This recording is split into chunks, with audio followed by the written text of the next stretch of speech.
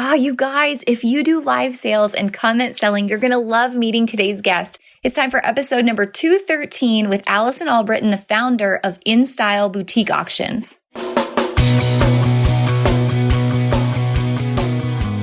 Let's talk about your business, strategy, and the juicy details of what actually works, from mainstream fashion to fashion on Main Street and the entire ecosystem behind it. How do we scale your company and do it with the balance and the happiness that we all seek? Let's hear from those insiders, experts, and strategists that actually make it happen. I'm your host, Ashley Alderson from the Boutique Hub, and I can't wait to chat.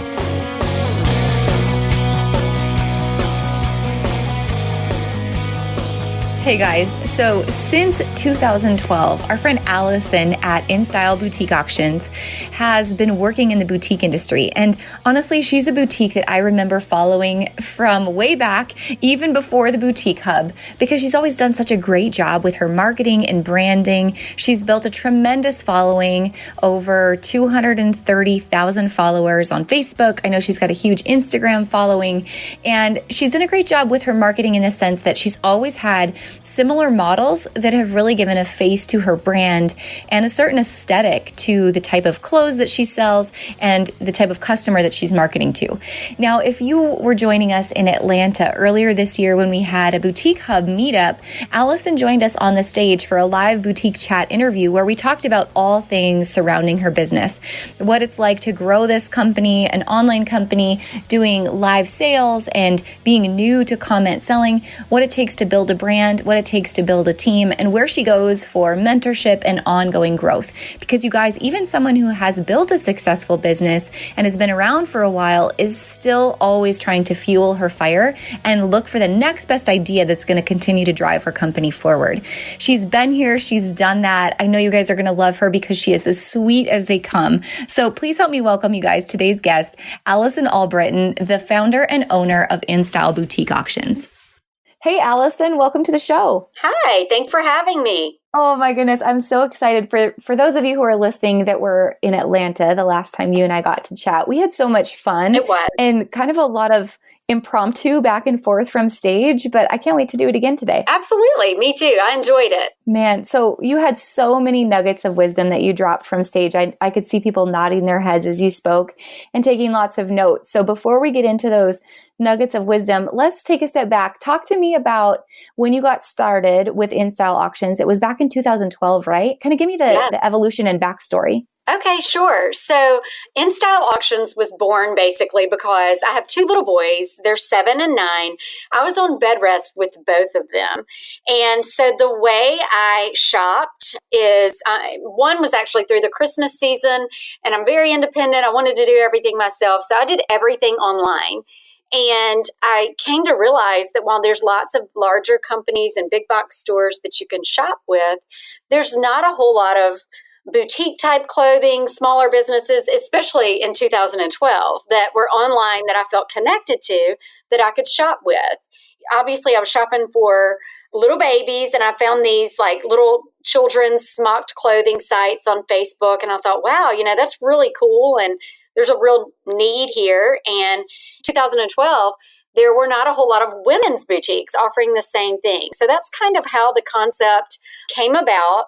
And yeah, here we are, like 6.5 years later. And so, yeah, it's a lot of fun, and we've been blessed. Man, I was telling you this before, but I remember like way back then, that's kind of when my love of boutiques kind of started too. And like you, I was like, where are all the women's boutiques? But from a shopper's perspective, I was like, I want to shop them. Right. And kind of like pull them all together. So I know I've been following you for a long time. Tell me about the evolution. You started to find a couple of wholesalers, you started the boutique, and it began to grow primarily on Facebook, correct? Exactly. Yes. We really just started on Facebook, and then we added Instagram, we added a website, and just last year we added an app. We've had that for about a year now. So yeah, that's kind of the way it started, straight through social media. I had a background in pharmaceutical sales. So for 2 years, I actually did pharmaceutical sales. I would run home, get my babies fed, throw off my shoes and change clothes, and I would start into the side gig, InStyle, and finally took the full plunge into InStyle and never looked back. It's been good. But yeah, we are primarily on Facebook and our app and our website. Awesome. And today you do comments sold as well as another checkout option, correct? Yes, we do. Awesome. So tell me about your customer back then and how she's evolved to today and kind of what your brand is today, however you would describe that, and the style that you sell today. Sure. So I feel like in some ways, Ashley, I look back at our customer base and I have so many that have been with me from the beginning, and I'm so grateful for that. So I guess they've kind of grown with me too. But I would say that our core customer base is anywhere from 25 to 45 years old. She's usually a working woman or a busy mom that, I put myself in their shoes. We need clothes that can go, styles that can work from the office to the playground, basically. So I love pieces that I can bring to my customer that are versatile. You can wear them with shorts, but you can also put them with some dress pants and run out the door. And I kind of like to think that that's the customer that loves to shop with us. Man, as I think about that customer and your brand over the years and how she's evolved, but yet come along with you, I think about how many boutiques I follow that maybe started around, 2012, 2013, somewhere in there. And some of them made it and made it big, like I would consider you to have, but a lot of them didn't make it. Right. Would you say that there's something, I think about your brand, you always had the same models and your brand became so recognizable. Would you say that, among other things, has helped you have that staying power and that consistency over the years? Definitely, without a doubt. We've stayed true. In the beginning, I was even scared to change my logo. It was so basic, but I didn't want anything to change because I felt like that's how our customers knew me. In some ways that held me back, at least as far as the logo and the marketing materials. But I have had one of the most consistent models, I believe, in the industry, Kaylee, and she's been with me for several years. And I think that has really, she's been great for the business, and we work well together. And that's just been a blessing all the way around because people they see her and they know her. And now that I've started being on the camera, I feel like people are starting to know me on that side of the business as well, which is fun. That's so much fun. Would you say that was a hard transition? Very. Like, was it strange for you to get in front of the camera for the first time? Yes. And I'm still not 100% used to it, but I really just look in, it's a phone. We video on my phone, and I look into it, and I feel like I'm just chatting with friends because so many of them, again, join us day after day for these lives. And I feel like I know them now. So it was really hard in the beginning, but I feel like it was unimaginable actually in the beginning. And I know there's so many other boutique owners that feel the same way. Nobody wants to be on camera. But when you start really making those real connections with your customers, it changes everything. And I actually enjoy it now. I have fun doing it. Man, there's a lot of truth to that. I feel the same way even about the boutique hub. Like, man, sometimes you're just scared to death to hit that button. But when you picture it as the person you're talking to is a friend and they're just right there with you, so much easier to do. Right. Absolutely. Absolutely. I feel like there are so many other maybe boutique owners listening that might be so scared to take that plunge into a live shopping show like we do, or just speaking in front of others. But you just have to remember that we've all been there before. And getting uncomfortable can be a blessing. It really can. So true. So true. So talk to me about your Facebook Live sales, because I would love to know, how often do you do them? How long do they typically last? How do you build engagement? What's been some of the, trial and error along the way to help you figure that out? Okay, look, if you saw the first one we did, Ashley, it was pitiful. We didn't even have like a phone, a holder, or like a ring light. And so one of the other girls in the office was just holding the phone. So it was really wobbly. We were all over the place. I was scared to death.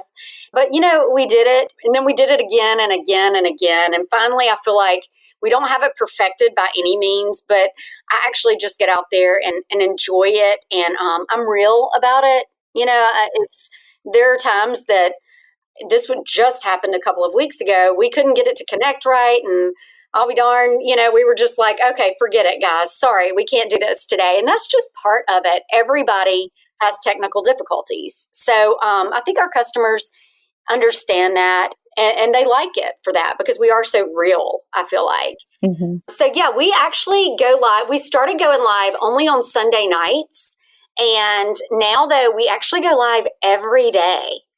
And last week we went live twice a day, which was tough. Wow. How did you see your numbers change with that? I'm just so curious because some people have this fear, honest to God, I hear this all the time Yeah.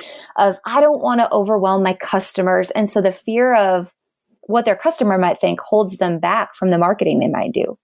Well, I'll tell you, Ashley, I just feel like right now with the way social media has gone, only a certain percentage of our customers are seeing it anyway.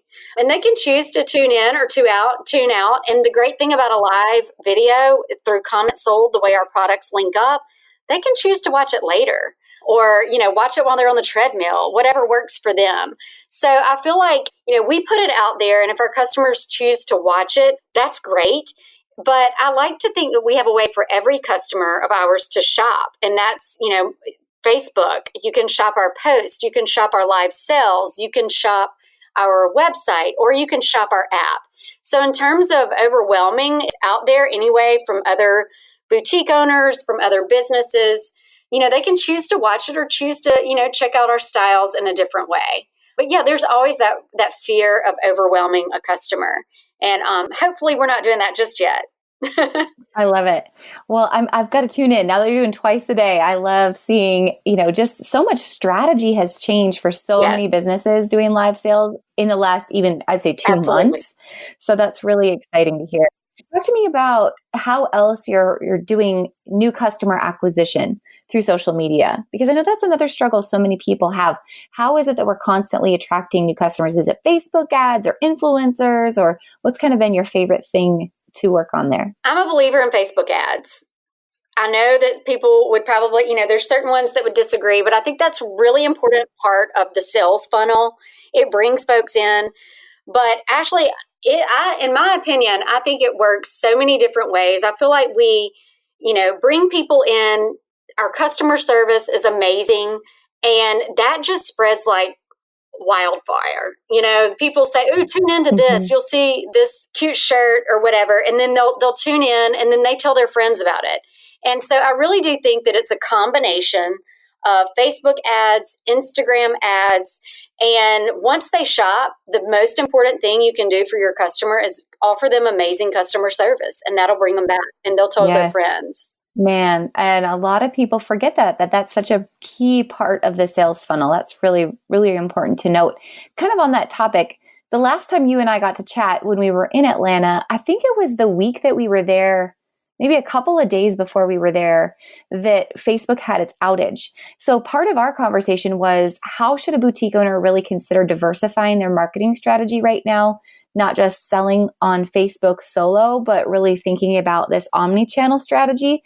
Was there anything that you sat down and considered, when Facebook went down for 24 hours, how did that affect you, and how did that kind of change your perspective on marketing? Absolutely. Well, Ashley, I'll tell you, I saw it years ago when the algorithm changed. So I was a part of Facebook sales when everybody who was a member of your page saw your post. I mean, it was the good old days. Yep.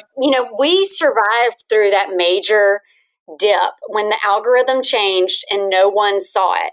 So it hit me hard then, but I realized in that moment that we had to have other sales channels. Not only that, but we had to capture every email of every customer that either A, shopped with us or wanted to share their email with us. And we did that years ago, and we've maximized on it now. We send emails. We also have a text club that our customers can join, and we send out text a couple of times a week. We send out text, and I think it's just important to maximize that. Start promoting your app, your website, other channels. I still get, Facebook is still a bread and butter part of my business, so I'm not going to bite the hand that feeds me. But I do think it's important to diversify yourself and your brand. Yeah, man, so good. Would you say along the way of kind of riding that ups and downs of the algorithm, but still, I mean, you've managed to have great growth over time. Could you pinpoint, was there a biggest growing pain that you think that you had along the way that you were able to overcome? Oh, goodness.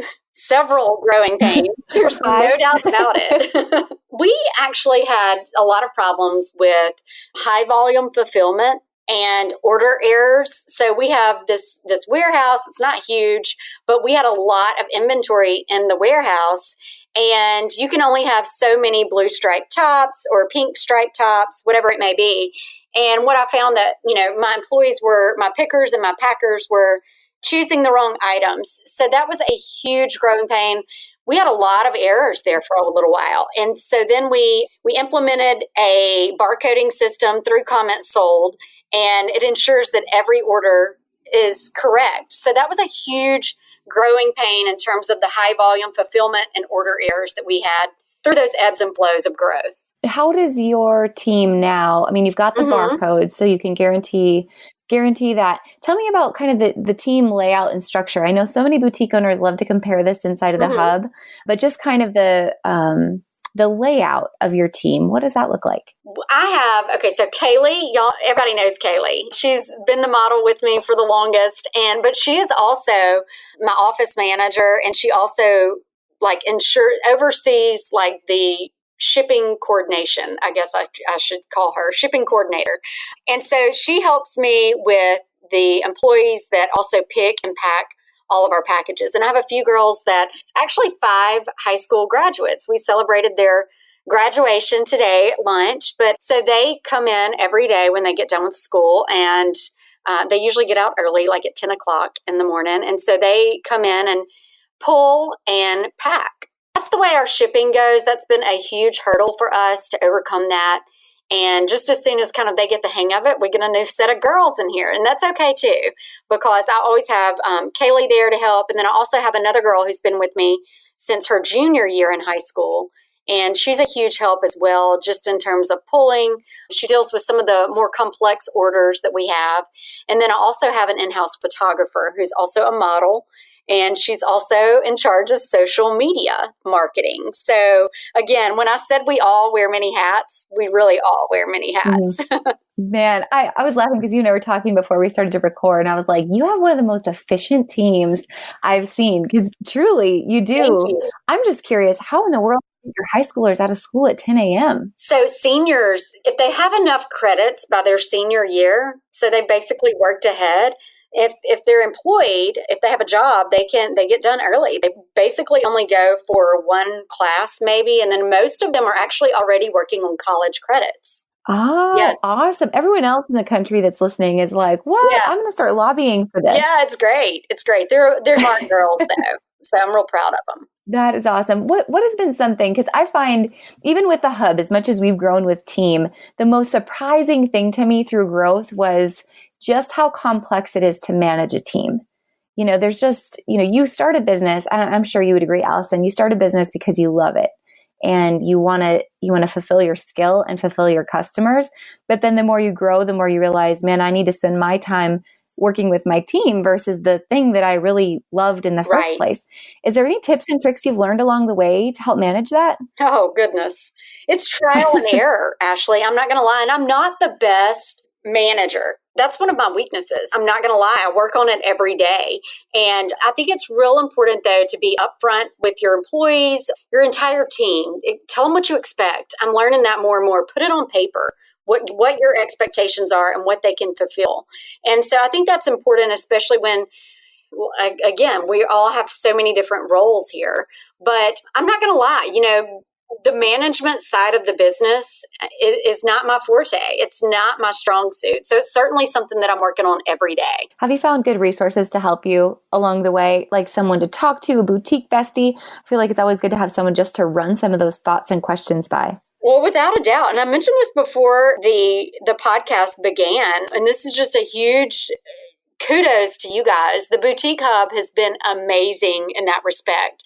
2 things. Not only is, the retail bootcamp and the training you get there in terms of management and expectations for your team, but it's also the Boutique Hub pages that you can be a part of and realize that, hey, I'm not alone here. I'm not the only one having these issues or these problems with my team. And let me see how someone else may have handled it. It's an amazing resource that I can't thank you enough for. Oh, I wasn't expecting that answer, and I'll slip you your $20 later. But thank you. I'm not being paid. I promise. It's truth. I speak that from my heart, because for years I wanted a place where, I had a mentor or had other folks to talk to that were in the same situation that I'm in, and it's truly, I found that in the boutique hub. So it's amazing in that way. Well, I appreciate that. And I appreciate, like I said before, that you're someone who's been in business for, some time and you've grown a great business. But I am really thankful to hear that there's still something there for you. Like there's still value for you, even when you've surpassed, what most people would consider to be a big goal, that there's still something there for you and that you've taken part in Retail Bootcamp. All that I think is so cool. So thank you for that. Absolutely. Absolutely. Yeah. We're all still learning. I don't care what level of business you're in. I don't know, maybe somebody has it all figured out. I don't know, but whatever level you're at, we all have problems. We all have issues. They just vary at a different level, and they might get bigger, and then something might go away that was a problem, and another one creates itself. So I think that's a great point, though, that we can just all come together, whether it's Retail Bootcamp or the Hub Facebook page, and know that we're all there. We've been there. This is how I handled it, and this is how someone else handled it. So it's a great resource. Thank you. So kind of on that note, I'm curious, again, someone with perspective, talk to me about, number one, what do you think has been the biggest change in the industry since you've come into it? And where do you see, there's so much shift happening right now in how boutiques operate, but also how we buy wholesale. Where do you see the next shift in the industry kind of moving toward? I definitely think that the individual connection with our customers is just going to continue to grow. Customers expect that. They deserve that. And we're even seeing a trend where some of the bigger box stores or major chains are, when they have the ability, they're buying the smaller stores that might have that great customer service or that great customer connection. I don't think that's going anywhere. And if there's something that you could invest in, it would be a customer service representative for your team. And, Kristen is another employee that works remotely for us. But anytime you email support@shopandstyleboutique.com, that is what she's doing. She's the one answering those questions. She is fully dedicated to customer service. And so I think that that's only going to grow. And I think that that's only going to be an area that everybody can improve upon. And I certainly think that there's a lot of room for growth there with everybody out there. Mm-hmm. Do you see that in the wholesale side of things too? Because when I saw you last again, we were in Atlanta at Market, and I know you've been going to Market forever. So I'm sure you've got tips you could share just on that alone and buying strategies. But do you see the wholesale industry changing in that way as well? I do. It's all about relationships. I know that there are certain brands that I would choose to purchase with over others only because I can either A, call them up, shoot them a text, or when they tell me something, I believe them. They'll say, we don't have that right now, but we will have it late June. Do you want me to put you on the wait list? Well, sure enough, come late June, they're going to call me back and say, we've got it now. Do you want it? And there's that integrity piece there that is needed between the wholesale buyer and the wholesaler. Mm-hmm. Do you feel like, again, because I see this question all the time, and the question is, is an in-person market still as important as an online shopping experience in wholesale? Absolutely. And perfect. That was my question. I know a lot of people change, like, how often do I go to Market? Do I go to LA? Where do I go to buy? But it sounds like for you, still going and seeing that person in person is really important. There's no substitution for going and touching and feeling the product. We've all been the boutique owner that has ordered something online and gotten it in only to find out that it's made of paper, basically. And so that's definitely the aspect of it. But I think as owners, we should be combining the two, as well as I have wholesalers that text me almost every day, a few pics of their new arrivals. It doesn't even need to be on a model. I can see it on a hanger. And I think it's important for wholesalers to also have that connection with us, just like we have with our customer. Yeah, I think that's forgotten, that it's such a partnership.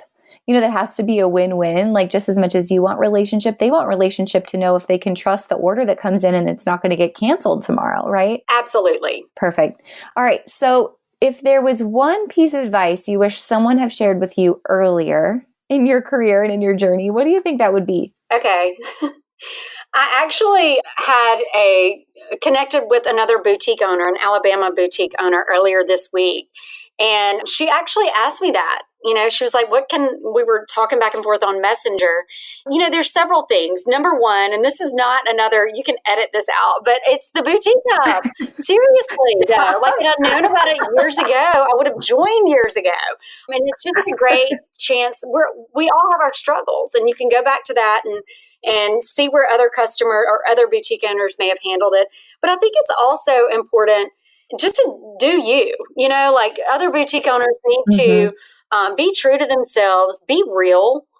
And as long as they keep that in the core of their business, I think they'll be successful. I really do. I think it's always important to continue learning as well, improve yourself, improve your business. Man, so lifelong learning, totally agree. And I think that, what you also said, basically stay in your lane and do you.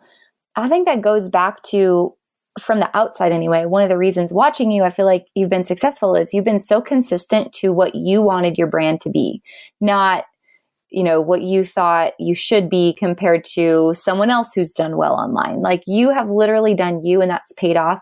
And I'm assuming over the years, you've had plenty of people come in and they've tried to do Allison. They've tried to be InStyle, right? But it never works that way. It won't. I am who I am. I kind of feel like I'm an open book. What I say is, or how I am is just who I am. I'm pretty transparent in that regard. But, you never know there's so many shoppers out there, and whatever attracts a shopper to me might not be what attracts the shopper to another boutique. So I think that's always important to just be yourself, be who you are, and try to meet the needs of your customers. Make them feel good about the clothes that they're buying or the accessories that they're buying. It'll all work out in the end if you stay true to yourself. I like it. All right. Talk to me about mom life, because I know you've got 2 boys and then you're a busy mom. Talk to me about how you balance, which I hate that word, truth be told, because I think it's like this illusion. But how do you manage, let's say, life with your family and the business? Yeah, it's tough. It's, balance. Yeah, I kind of hate that word now too, because I wish I had more answers for you on that. You and I both know, as the owner of your business, you're constantly working. There's hardly a weekend that goes by that I'm not doing some work on the sides. But you have to, I guess I have to make some tough choices at times, because on the weekends when there's maybe a trip with friends or a party with friends, that might be the time that I have to say no and choose that time with my family. So it's just trying to work it all out, make those pieces fit together. My husband is a business owner as well. And so we work a lot during the week. So on the weekends, we really and truly try to disconnect as much as possible from work, but then choose that time to be our family time. And at the end of the day, I feel like our children know that they're loved very much, and that's what it's all about. And it takes a village to raise them, right? I mean, we have grandparents and friends and family that certainly help us, but it's all tough choices. And I don't know that there's ever an answer for balance, but my kids are happy. And my husband and I are too. So that's, at the end of the day, what it's all about. I like that. I heard a quote the other day. Someone said, life is about choosing what you want most versus what you want right now. Sure. Ooh, I like that, Ashley. Oh, right. I thought, man, that is like our family life summed up. Like it is all about the tough choices, like you said. It is. It is. Talk to me about what your daily schedule looks like. Like, do you have, because I'm always curious, and I think other people are too, like, the book, like Habits of Highly Successful People. What's your routine as you go throughout the day? I wish I could tell you, Ashley, that I get up at 5 a.m. and do a CrossFit workout class. Not true. It doesn't happen. So no, I say that every night before I go to bed. I'm going to get up early and exercise, and it doesn't happen. But my thing is, I like to have a cup of coffee before I do anything. And then I get my kids to school. Kind of our morning routine is a good time to connect with them, and I take them to school every morning. And I typically work through lunch and pick them up every afternoon when possible.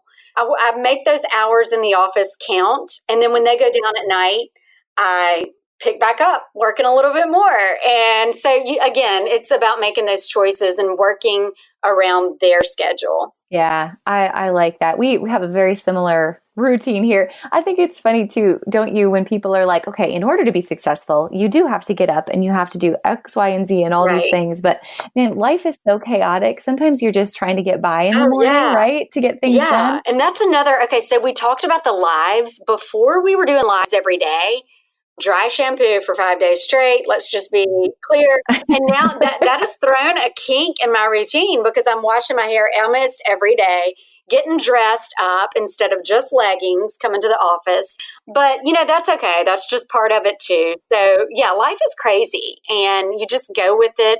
And again, enjoy it as much as you can and go with it from there. Right. Go with the flow. Man, I don't even know what it'd be like to go back to washing my hair every day. Man, it's big tough. Oh, man. Okay. So couple of lightning round questions that are kind of related, similar boutique owner questions. So number one is, what is your favorite trend at the moment? My favorite trend. Okay. So I love the snake print. I'm wearing it right now. I love it. I think a lot of people are. And it just flies out the door down here in Mississippi. I love it. All right. What trend do you wish would die? Oh, that's hard. I love being trendy. So I'm trying to think. There's so many that after they've died, like call me in a year and I'll probably say snake print. But no, it seems like after, when it's gone away, I'm like, oh my gosh, I can't believe I wore that. Like the chevron, the palm prints, all of that kind of stuff. But I don't have just anything that I don't love right now. Maybe, I know, the shorts that are high-waisted and really short. You know what I'm talking about? Yeah. I don't like that trend. Yes. But it could be because I'm, a mom and I don't wear shorts. I'm with you on that. Short season is tricky for moms, isn't it? No doubt. I'm with you right there. And romper. I love a good romper. I love a good romper. But it has to be decent length. Like, why do so many rompers have to be like Daisy Dukes at the same time? Exactly. I know. It drives me insane. I need to bend over at some point throughout the day. Exactly. I know. I don't get it. I don't understand that trend, but I'm sure the 18-year-olds do. Truth. And you live in the South. This is what I always wonder. So you're from Mississippi. And I'm from the Midwest, which boutiques are still catching on in the Midwest. It's so funny to see how that changes across the country, like from a high level overview. But in Mississippi and Alabama and Louisiana and Arkansas, it is boutique, and Texas. Texas is the number one. But the boutiques down there it just amazes me. What is it about the South that makes boutiques so popular? Oh, wow. I think it's the need to be, I guess, individual clothing. We don't want to shop where everybody else shops, and you want to have something that not everybody in church is wearing, that sort of thing. So I think that certainly is what got it going. We love to shop down here in the South. Us ladies like to look pretty and dress up and, to the nines, a lot of places. So not me so much, but I think a lot of people do just like to dress up even to go to Walmart. So I think that's part of it. Man, I like that. So you know what? The Midwest could take a little bit more of that. Like we're moving that way, right? That's great. That's great. Okay. One last trend question. What trend do you wish would come back? Trend I wish would come back. Oh, Ashley. I don't know. I'm trying to think of what's gone away. I feel like I live and breathe this stuff, and I can't think of anything that has gone away because everything that goes away will come back, right? Right. I don't know. I've seen the neons come and go, and I would love to see more of that. So that's we're trying to incorporate that a little bit more. I like the neons. On that note, we've had a lot of discussion lately about biker shorts as a trend. How do you feel about that? No, ma'am. No. No. I love the honesty. All right. How about if you had to pick one, or one that scares you most, is it snakes, payroll, or internet trolls? Payroll, no doubt. Truth be told. Second to last question, because we always have kind of a similar wrap-up question. But before we do, if there was one thing, there's a lot of boutique owners that are listening today that are, they're hustling, right? Mm-hmm. And I think we're all on this same journey of creating a business that isn't about clothes. Obviously, there's so many more things that go into our why and the mission that we're on. But if there's one thing, like someone was listening that you'd be like, hey, I want you just to pick up this one thing and run with it. or if there's one truth that you want to share about this industry and the mission that you're serving, what would that be for that boutique owner to pick up and run with? Yeah, sure. So if you're another boutique owner watching or listening to this, I would definitely say to one thing that I feel like I wake up every day, there's hardly ever a day that I feel like this is work. I think it's important to have fun with what you're doing. It shows through to my customer, and fun and happiness is infectious. And I think if you can make somebody feel good and feel happy with what they're wearing, or make them laugh, that's just a key component to enjoying just anything, any situation you're in, but especially work for sure. So enjoy what you're doing and the rest will follow. Yes. If you love what you do, you'll never work a day in your life. Exactly. Yeah. I love it. I mean, that's truly the way I feel. I have so much fun with it. It's my baby, and I truly enjoy it every day. And that's why it's hard to answer the question, like that balance question, because I love it. It's my hobby as well as my living. So it's what I love to do. And I think that my customers see that and they know that I care.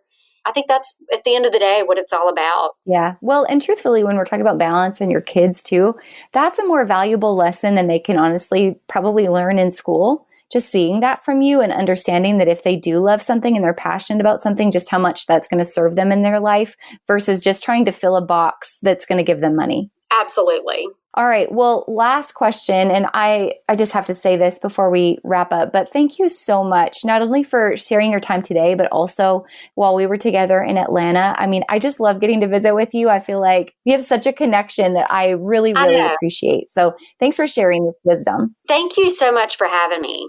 As I said before, I've just really enjoyed getting to know you as well and everybody in the Boutique Hub. Love it.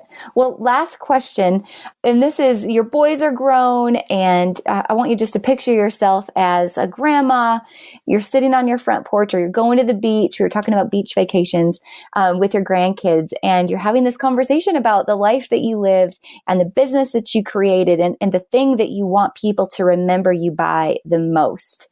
And I'm curious, as you're telling them that story, what is the thing that you hope people remember you most by? I do everything with my kids in mind. They're at the back, they're at the front of everything, every choice I make. And I would like to think that I've given them the life skills to move forward. Maybe one day they'll be running this business. Maybe they'll have men's clothes going. I don't know. But I would like to think that I've given them the life lessons to go forth and create their own business or run their own business and do it with the passion that's necessary to run your own business. So I really hope that they're happy adults that have that ability to love what they do in life. I love it. Perfect.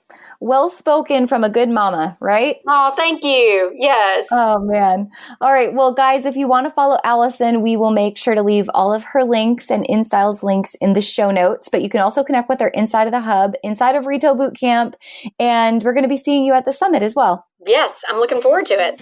Awesome. Well, thank you so much, Allison. Have a great rest of your day. Thank you. You too. Bye-bye.